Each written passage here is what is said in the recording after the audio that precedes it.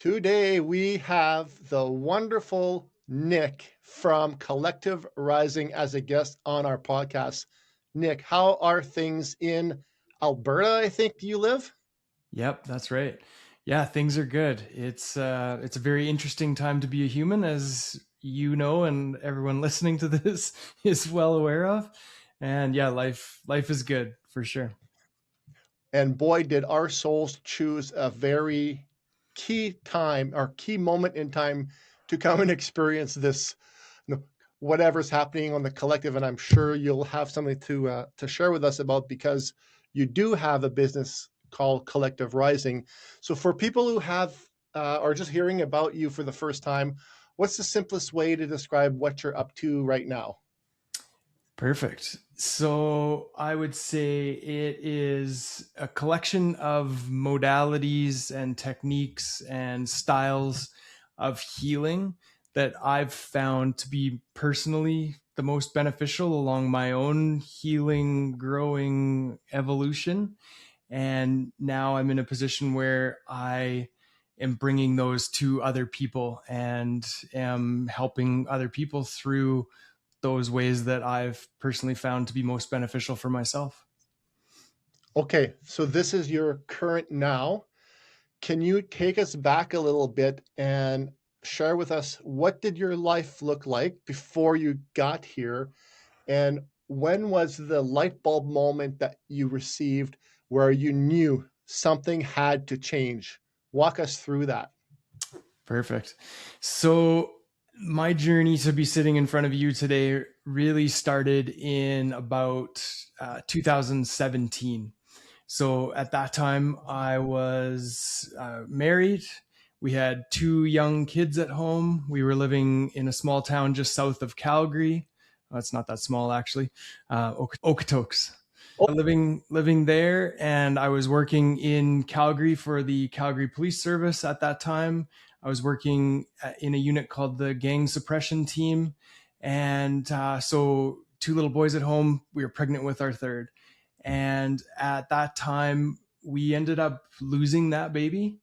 And I was not emotionally, spiritually, physically, I just wasn't there for my wife during that difficult time.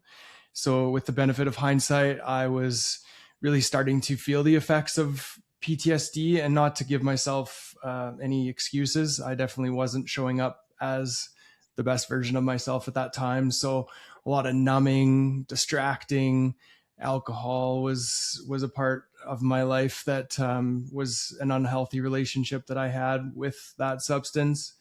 And so that's basically what my life looked like at that point. And in that challenging time, my wife found a local lady who was doing energy work and body work and some really cool healing. And I had no idea what that even was at that time. And my wife was able to find a lot of benefit through those different alternative, I'll say, healing modalities, and was really able to help her through that difficult time where I just simply wasn't there for her. So fast forward a few years, just bumbling along through life, not really having any insight into anything that was going on with me, into early 2020. And that's when that light bulb that you described, that's when it mhm. came on for me. And I realized that what I was doing wasn't going to be sustainable in the long run. And I needed to make some changes. And so where I was at that point was my sleep was the big thing that I was noticing was not right. I wasn't able to sleep in between my night shifts.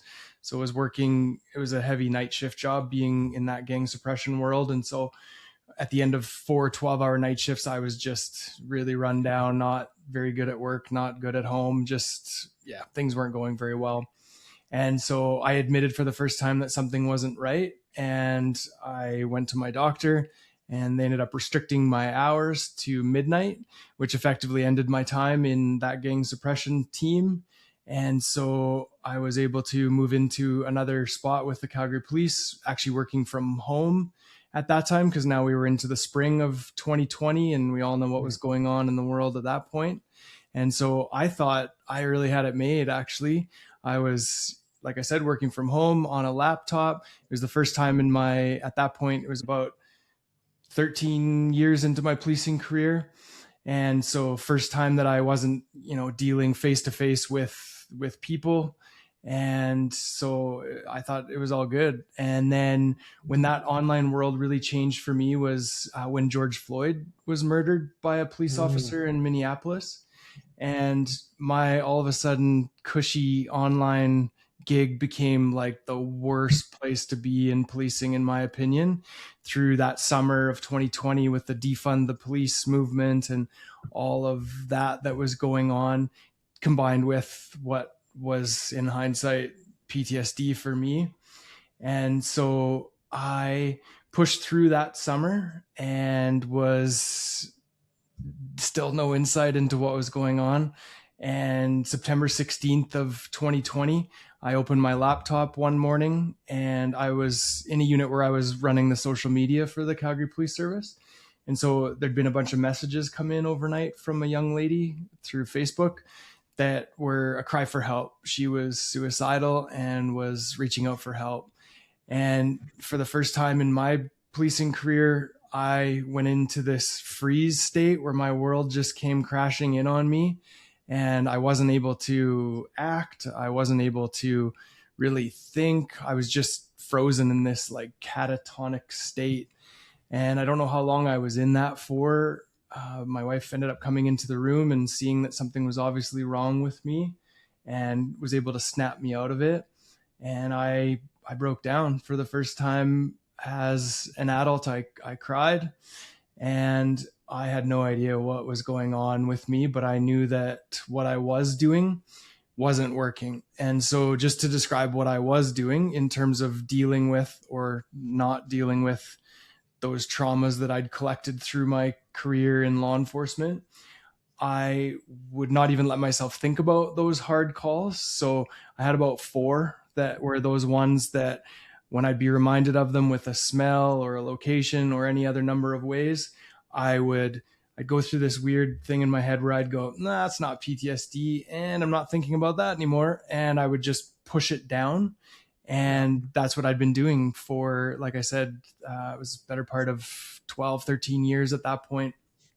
And so the way I look at it is I had a certain capacity to trap those things, those hard, difficult situations. And in that moment, that cup or that container overflowed. And I was basically forced to finally deal with my stuff, which with hindsight ended up being one of the best things that's ever happened to me. Because without that punch in the face, I don't know if I would have ever went down the road to heal and process those traumas.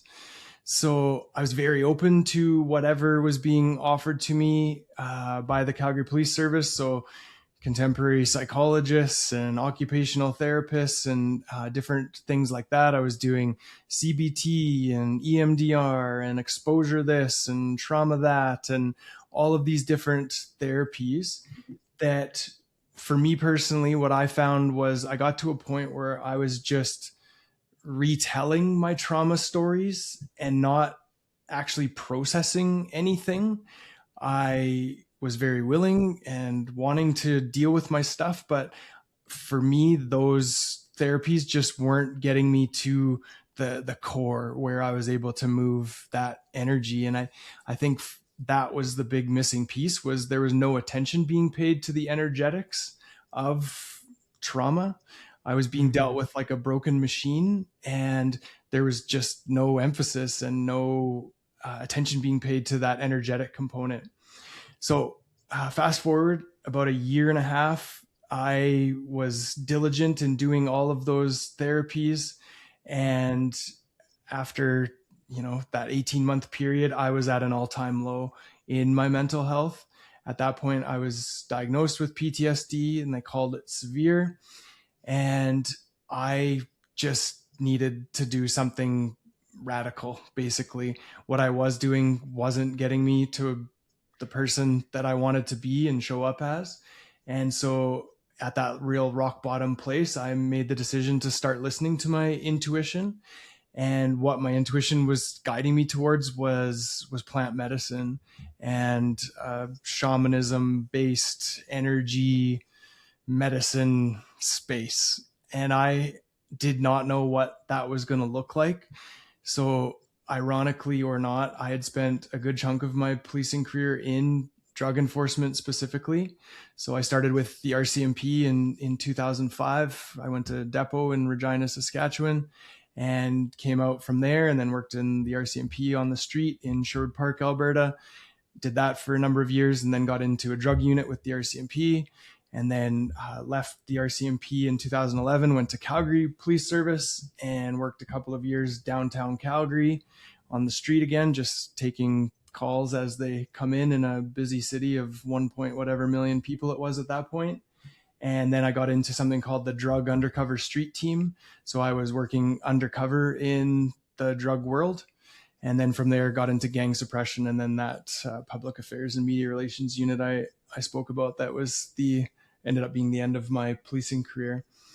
And so I had done all of these, really pointy end places and worked in this drug world. And now all of a sudden I was being guided towards medicine work, which didn't make logical sense to me, but I was done with logic at that point. I knew I needed to do something radically different. And so I Googled shaman psychologist, and I found one, and she was willing to work with me, and she happened to be out of Calgary.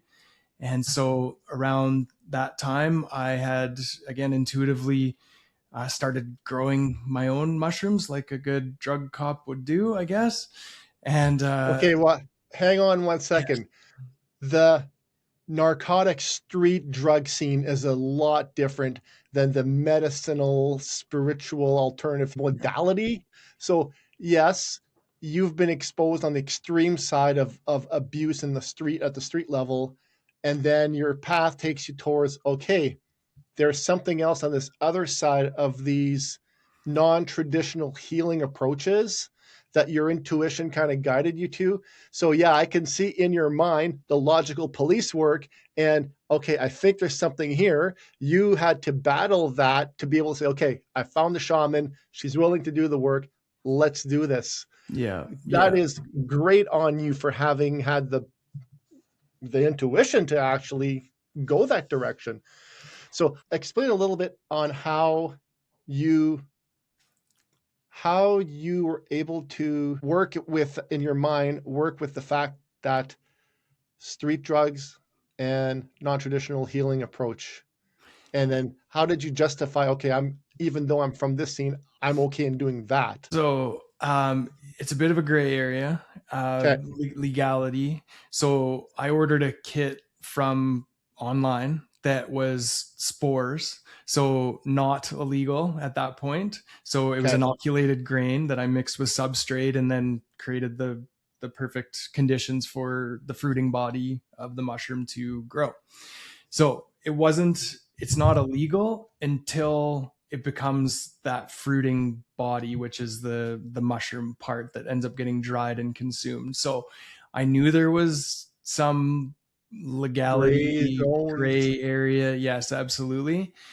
And another big part of this was I was not interested in a pharmaceutical, and I wasn't interested in getting a plant medicine from someone else Yeah. where they were grown in a clandestine underground, hiding from the law, like that energy. I wanted no part of that in this medicine that I was going to use to heal. And I say medicine very intentionally, like you just brought up, that these substances, when used intentionally and in the right set and setting, are very much a medicine. And in fact, a lot of what we call medicine now are drugs, and a lot of what we call drugs are in fact medicine. So yeah, I just wanted to be clear on that point. And so I was very intentional about the way I was growing these mushrooms. Yeah, in fact, I took it kind of to another level, and just again through my intuition, I grew them on a sacred geometry clearing plate. And at that point, I'd taken a couple of levels of Reiki. And so I was doing Reiki on these mushrooms as they were going through their Mm-hmm. growth cycle. And on January 28th of 2022, my wife and I traveled back to Calgary. We weren't living in the area anymore. Life had really taken us on a bit of a right turn. Mm-hmm. And so we went back to Calgary, and it was actually our 10-year wedding anniversary on that day. Oh, No wow. coincidence again. And that piece that I was missing in those contemporary therapies, that energetic piece that was never had any attention paid to, was Mm-hmm. now front and center and a huge part of this ceremony.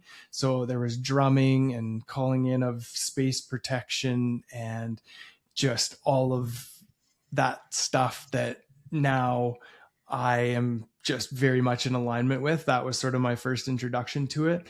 And it was, yeah, it was beautiful. And so I held this medicine that I'd grown in that very intentional way to my heart. And I read my intention that I'd written out in my journal. And the gist of that was to finally process at a really deep level those situations, calls, traumas, whatever you want to call them, that I was previously trapping and using my life force energy to contain within my physical body. After having gone through that ceremony portion, consumed this medicine that I'd grown, and without any resistance or even thinking about it, I went back chronologically to very early days in my RCMP career, to that first hard call that I hadn't Mm-hmm. let myself think about since the day it had happened. And at that point, it Wow. was well over a decade earlier. And I was able to see it from another perspective in that altered state of consciousness. And that perspective was that me holding on to this thing, 12 whatever years later, certainly wasn't helping the people involved in the situation, and was definitely not helping me or anyone around me. And then the other part was this radical level of compassion that I've never previously experienced. And that compassion was for the people involved in the situations. And so a lot of them, or not a lot, sorry, I should say, 3 out of the 4 were suicide related calls that I dealt with in my policing career. And so compassion for those people and what their lives and what their trauma and what their story must have been to get them to the worst day of their life. And when I just happened to be that police officer that was called to their situation. And so another part of it was that same level of compassion for myself, in that I became a police officer to help people.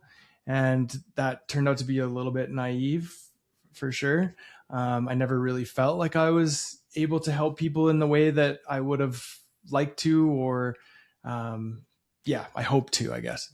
And so all of those factors, that perspective shift and then the compassion, I was finally able to move that energy and no longer have that containing tendency.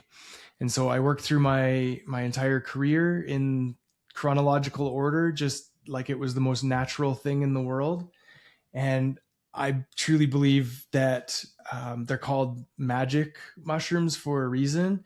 And for me, it was that intention piece and how they did exactly what I asked and what my intention was. It was, you can't make this stuff up. And so worked through my whole career, like I said, in an afternoon. And in the hours and days and weeks following, it certainly wasn't like a light switch had been flipped, but I was definitely starting to feel better. It had taken a long time to get to that point. And so yeah, it was taking some time to come out on the other side. And so that was January 28th, 2022. Around February, and just to give you some context too for what was going on in the world, that was when the Freedom Convoy was on their way Mm. across our beautiful country to Right. Ottawa. Yes. And so for me personally, it was the first time that I was feeling hope in a long time. I had really felt isolated and was starting to think that I was the only one who was questioning what was going on. Mm. And as a police officer, it was really hard to watch the mandates and how things were enforced and how the police were used in what I believe were um, unlawful ways by governments. And so that was what was happening at that time. No coincidence, of course. Mm-hmm. So in about a week later, after my healing journey, one night, what the straw that broke the camel's back for me was watching members of the Ottawa Police Service steal fuel from the truckers that were there lawfully to try and have a conversation or get their point across to our government.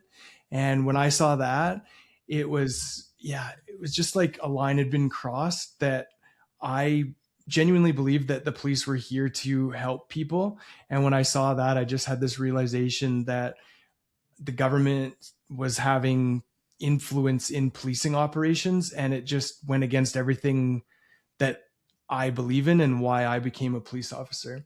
So that night I wrote a couple of page entry in my journal, and it was directed towards other police officers to just have them really stop and question what they were being ordered to do. And so after I had written it, I thought, well, I'll just record myself reading it.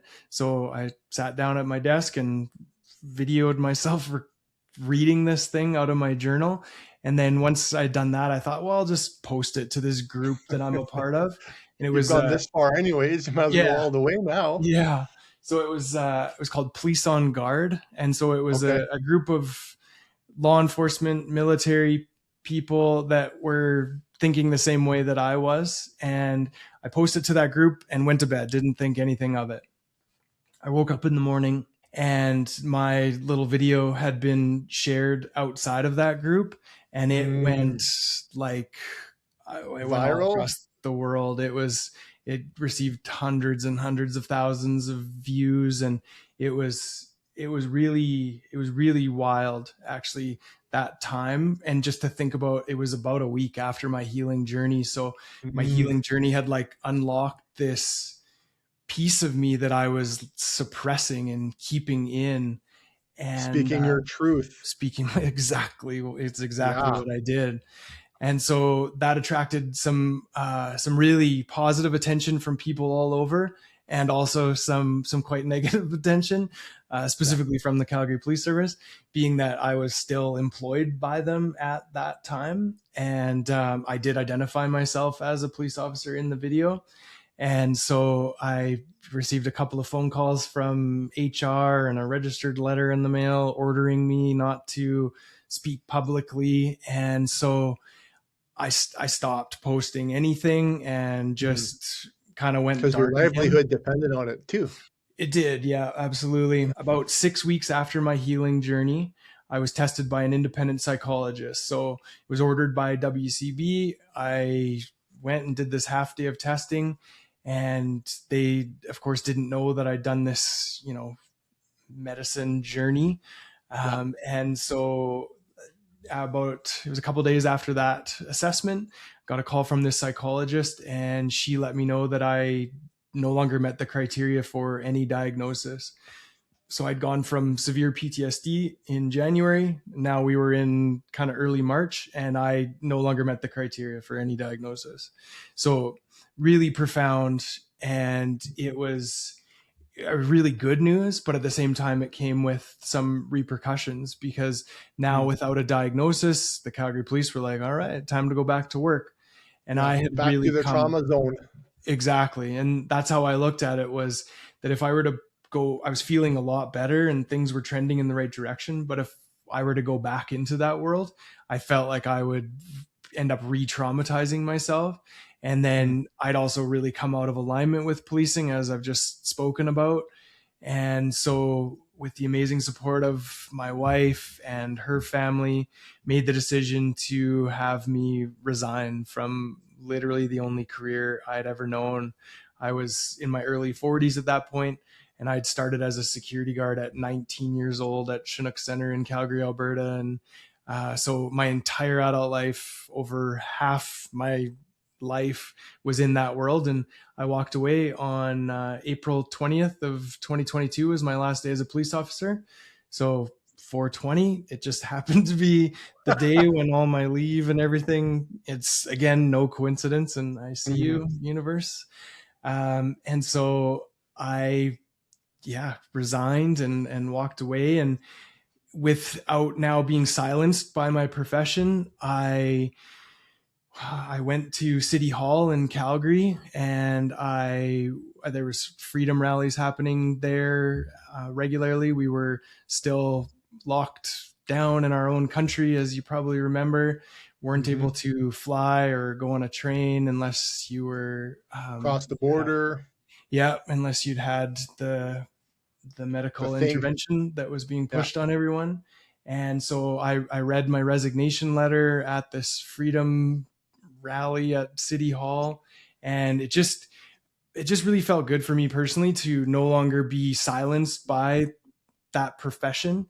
And for me, Mhm. again, to just be able to speak my truth and just be myself. And so the time since that has really been that process continuing and me stepping into what I truly believe I'm here to do, and that's to help other people through their dark stuff and through their hard times and through their traumas. And with what I've learned personally and what I've experienced, I've gained a lot of tools to be able to do exactly that. And so since then, I found breath work to be very helpful. And so I facilitate what's called 9D breathwork sessions for other people. And I've also just wrapped up a program learning something called sacred alchemy from an Algonquin medicine man. So Oh, it's cool. shamanism is basically the best way to describe it. So just indigenous earth-based energy healing and shamanic journeying and just really wild and profound healing experiences. And then I've also finished a program called Somatic Relational Trauma Informed Practices for Medicine Mm. Assisted Facilitation. Just rolls off the tongue, I know. So awesome. Yeah. So again, just the things that have worked for me, most beneficial, most bang for my buck on my own journey have been medicine work, energy work, and breath work. And so I've learned how to facilitate all three of those for other people. And in a combination with my story and telling people my story to give them the, I would say, knowledge that there are alternatives and there are ways to successfully and effectively deal with our stuff that don't involve more contemporary therapies and sitting in psychologist offices for the next whoever knows how long. Yeah. And I'm not saying that there's anything wrong or bad with those therapies. They help a ton of people. It just wasn't the thing for me. And so yeah, that's been the last few years for me. So when you do your sessions, can you explain, is it one-on-one? Is it in groups? Is it a destination? Or do you do a combination? Can you expand a little bit on what does it look like working with Nick in one or all of these modalities in sessions? Yeah. So the breathwork sessions specifically, I do them one on one, and I do private sessions in people's homes. I have people that have me come for their birthday celebrations to facilitate Oh, a breathwork for them and their loved ones. And then that's a also great in idea. yeah, it's wonderful. Oh, It's so exciting when people are looking to do something radically different like that. That's well beneficial for everyone, including themselves, and just such a different way to celebrate an important date like that. So can the breathwork sessions be done remotely as well? they can, yep. And I facilitate those online as well. Okay. And so 9D breathwork, specifically, you wear a headset or earbuds, and you wear an eye shade, and it's a very immersive. It's a somatic breathwork experience with 8 other things going on. So there's solfeggio frequencies. It's tuned to 432 hertz. There's neurolinguistic programming, binaural brain entrainment. There's a whole bunch going on in addition to somatic breath work, which is super powerful by itself. And so, yeah, those events can be done interconnectedly over the internet or in person in groups or private one-on-one. And with the energy work, the sacred alchemy, that can be done again interconnectedly as well. I do a lot of the sessions over Zoom, over the computer. And because, as you know, there's no such thing as time and space, and there's nothing Mhm. separating me from you on that energetic level. And so it's super effective to be done over the computer. And I can also do those sessions, of course, in person as well. And I also blend that energy work, sort of a basic level of it during breathwork sessions. So I get people's permission to do energy work on them while they're doing their breathwork session. And so that happens in person, though, generally. And then I can also do the third part, which is the medicine work. So that's in person. That's something that, yeah, needs to be one-on-one in person for sure.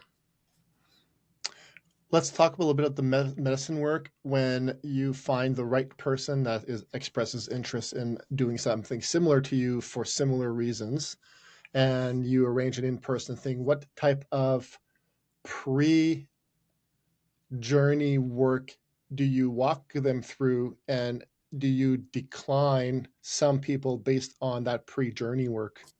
Yes, and yes, absolutely. So Okay. there's a lot of um, there's time that I put in with the person, so to get a feel for them and what they're truly looking for. And then there's a lot of pre-session work, just really dialing in on what that root cause, what that thing is that needs to be worked on. So, you know, when you get into medicine, exactly what is going to be coming to the surface. There's not going to be any big surprises or anything. You get really clear before there's any medicine involved.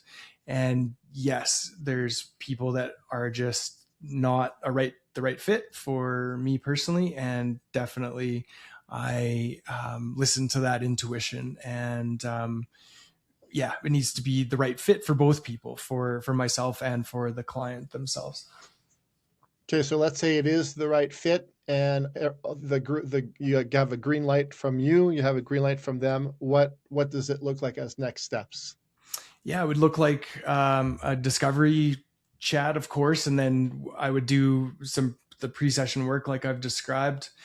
So we would do some sacred alchemy work, might even do some breathwork sessions, and then at some point there you would have to travel to. I'm located in Sylvan Lake, and so physically be in the same place. And Beautiful little town, by the way. I spent some time there on a business trip. I gave myself a couple of extra buffer days, and I camped in the provincial campground, nice. kind of by the with the lake view, and it was I kind of fell in love with that little town. It's very unique, and it's like 10 minutes west of Red Deer, I believe, right? Yeah, yeah, that's Yeah. right. Yeah, it's just a quick story.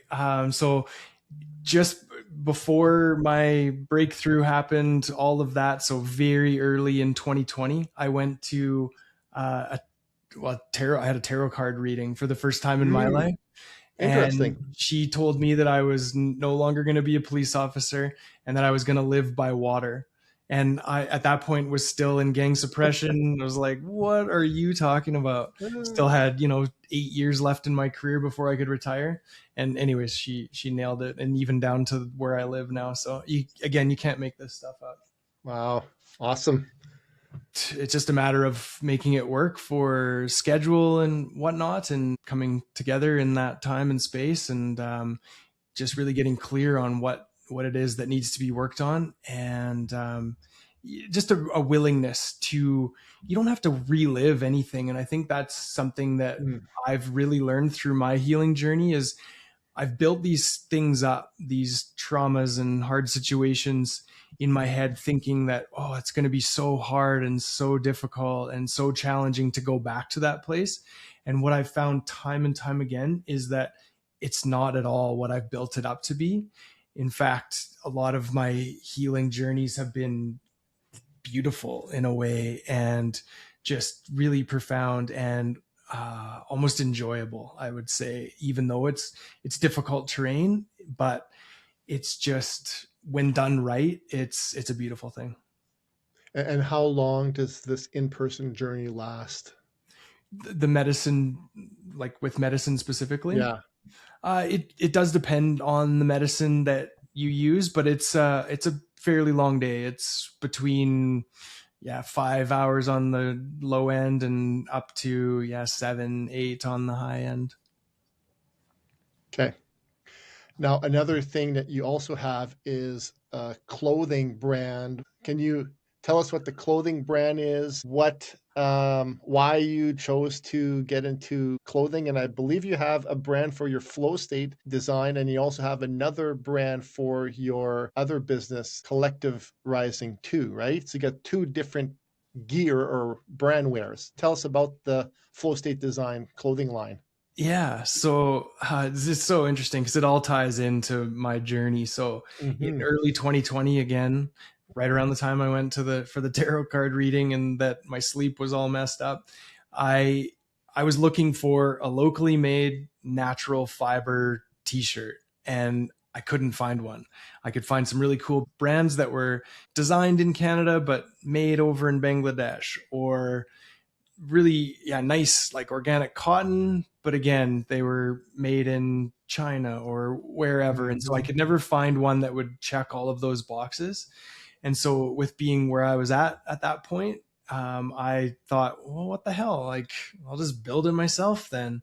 And so I had this idea very specific of what I wanted this thing to feel like, just the fit and the fabric and just the energy of it.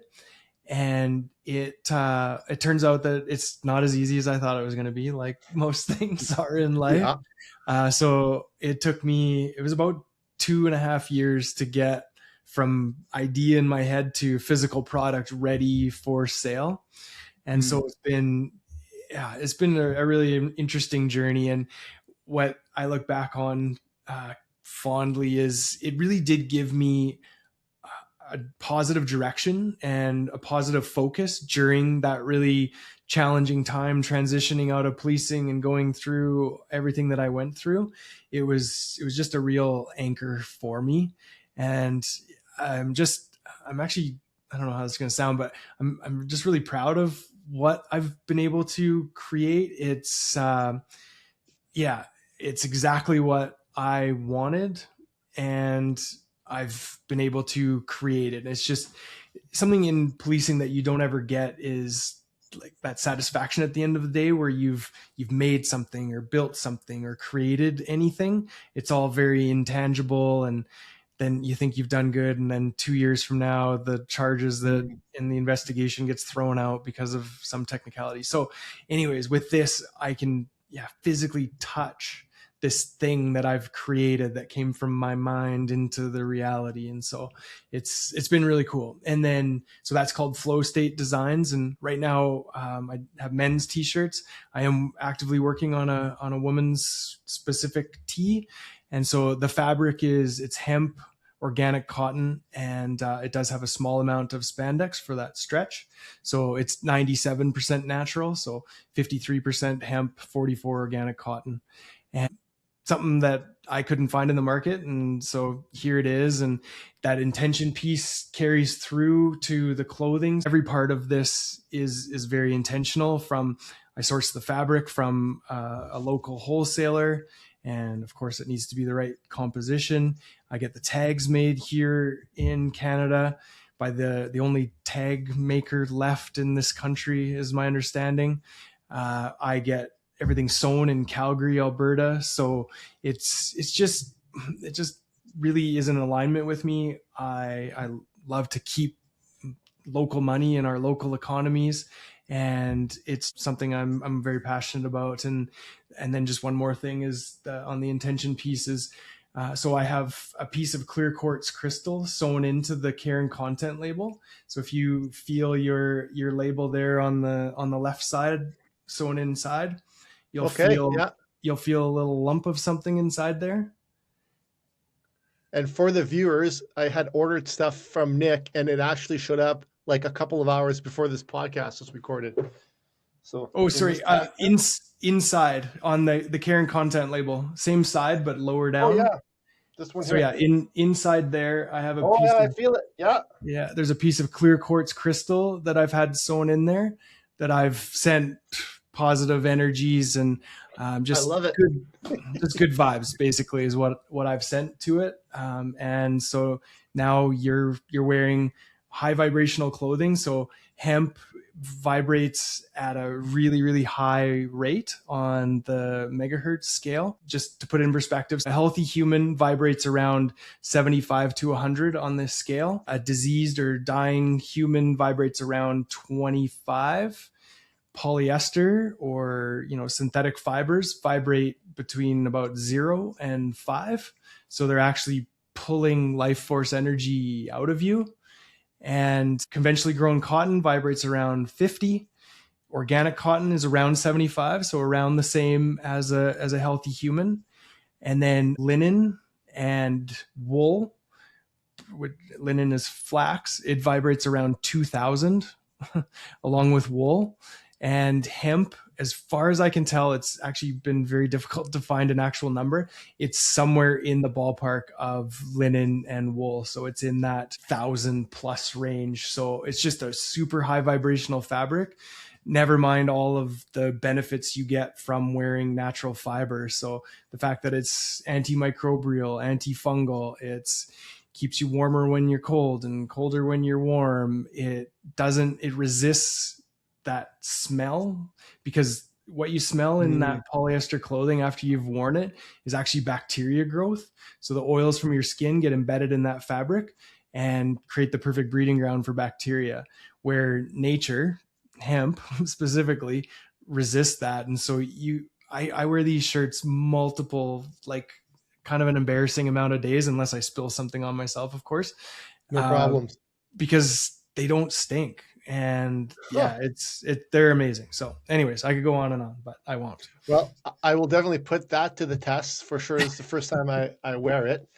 Um, and relating to your shirts, are they custom made to order, or do you have inventory? Like, how can people that are interested in, oh, before you answer that question, I do have to say that in my experience, clothing does have an impact on your emotional state. And my example is I have a shirt that says great things are coming. It's a simple statement. And when I put that shirt on, I'm feeling on fire and awesome. Nice. And when people see it, sometimes I'll wear it when I go at trade shows and stuff like that. People resonate and they respond, "Hey, I love your shirt." So just the wording raises people. So never mind adding the additional layers of the crystal and the intentional and the proper vibration of the hemp clothing. For sure, it has an impact. Okay, what is your business model right now for people that may want to try a firsthand experience and order some of these items from you? For sure. So the website is flowstatedesigns.ca, and we do have some stock in inventory, pretty limited in terms of colors and sizes right now, but I can have items from the time you order to the time it's shipped out, and generally even received, in about 2 weeks on kind of the low end, and up to about 3 weeks on the high end. So it's literally made to order. My sewer, she's amazing. She's in Calgary. Fabric is sitting there. So once that order is placed, that gets transferred to her, and it gets sewn intentionally for you and then shipped out. So, and all of the different colors and sizes and styles are available for pre-order, basically on the website, if we don't already have it in stock. Okay, so let's do this for sizing. I'm 6'3" and a bit. I'm about 215 pounds, and I'm wearing an extra large right now, and it fits well for me. It's got that little tapered design on the Yeah. side. Yeah. So if somebody is kind of my size, this is an XL. I think it fits like a true XL. And then what size are you, and what's your weight and height? Yeah, for sure. So just to talk about that, the length, first of all, is that's something Yeah, that I've really noticed and struggled with. I'm a taller guy too. I'm 6'3" as well.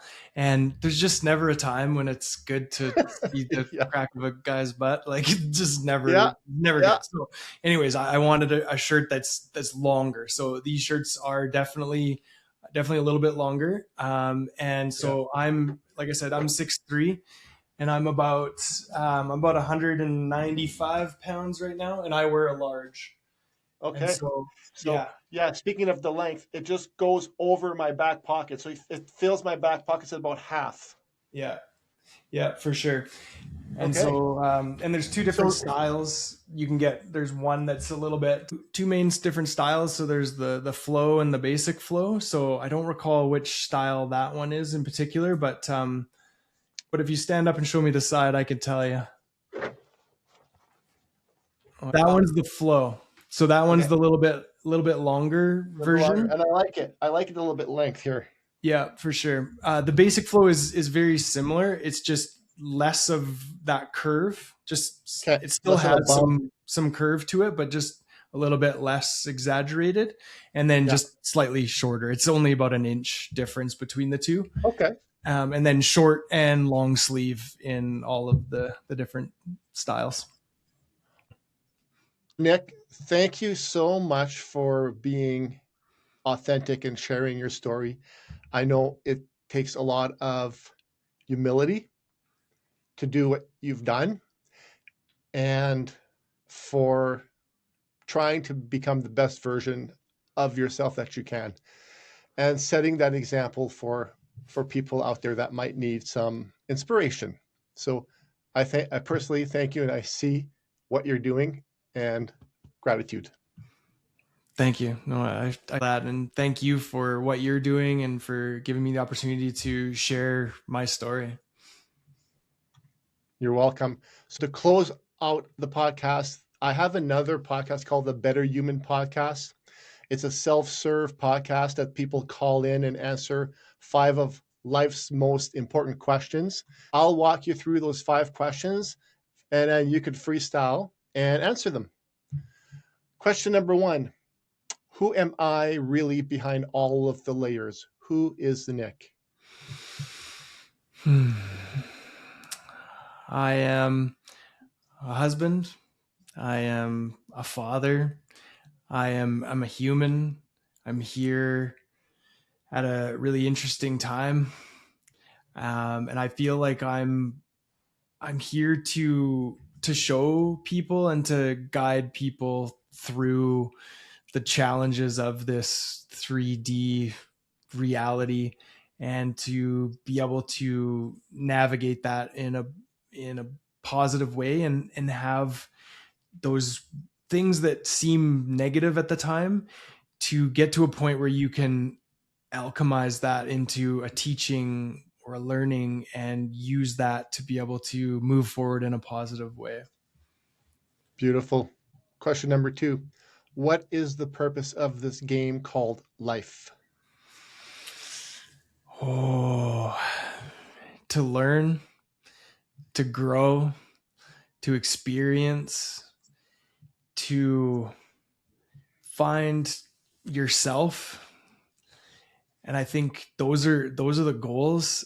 I don't think a lot of people achieve those, but I think that's the ultimate goal is to just really experience this physical reality and then to be able to create your reality with your thoughts and your words and your actions.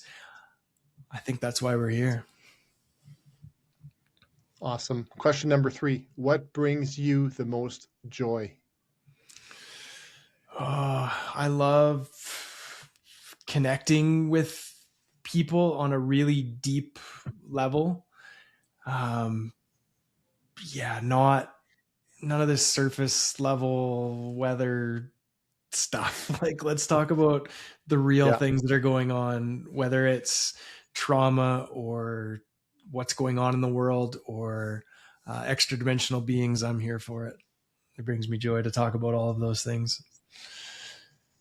Question number 4. What is your message to the world? If you could telepathically send a message to every soul in the world, what would that message be? Breathe, slow down, Hmm. um, just take a look at what's really important, and let's just stop all of this crazy fighting and all of the scarcity and fear and all of that, and let's truly live. Question number 5. How do you want to be remembered?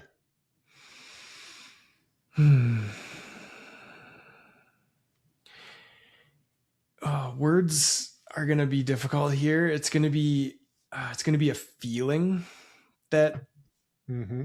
I'm hoping to leave people with, a feeling of being seen, being heard, um, being accepted, and just the overall sense of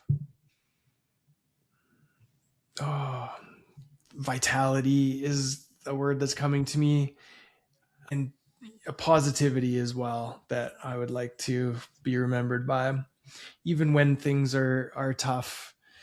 It's certainly it's a lot easier said than done, and don't get me wrong, I'm not perfect by any stretch of the imagination, but those are the things I desire to achieve and leave people with when I'm no longer here.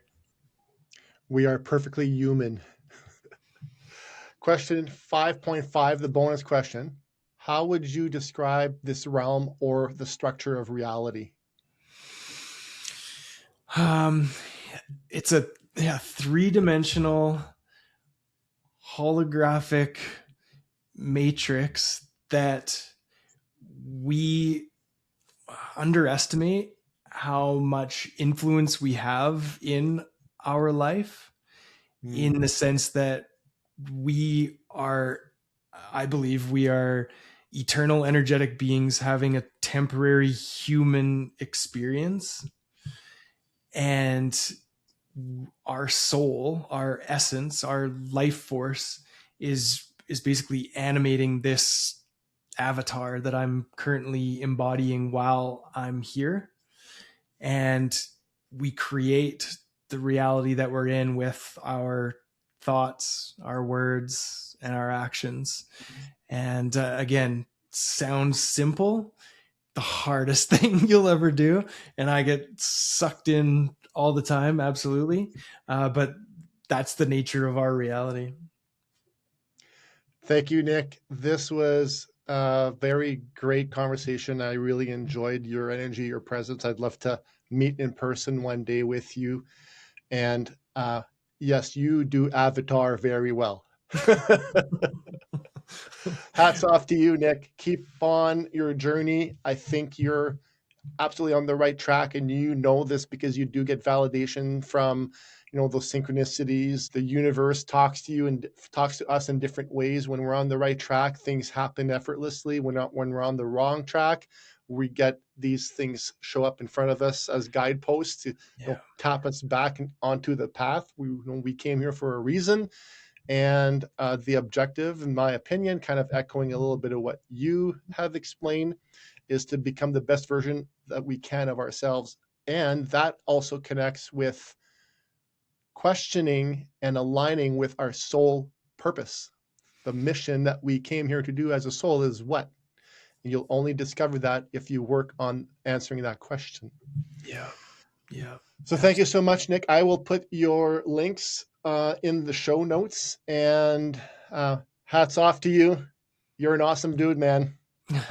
Thank you. And yeah, just again, thank you for putting this together and for sharing this with people and for just bringing like-hearted people together. It's really amazing to connect with you, and thank you very much. My pleasure. Thank you.